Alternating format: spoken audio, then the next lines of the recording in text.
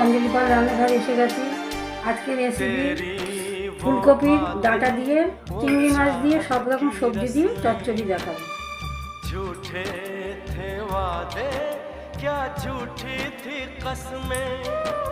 কালো জিরে ফোড়ন দিয়েছি, কপির ডাঁটাটা তেলের মধ্যে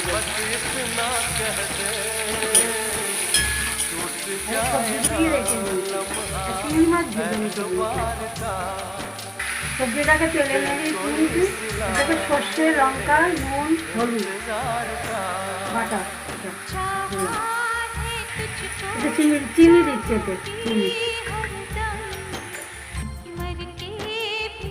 চিংড়ি মাছ দিলাম।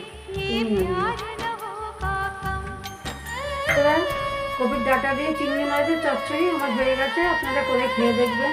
আমার একটু লাইক কমেন্ট করে দেবেন, একটু সাবস্ক্রাইব করে দেবেন, কমেন্ট করে জানাবেন কেমন হয়েছে, খেয়ে দেখবেন।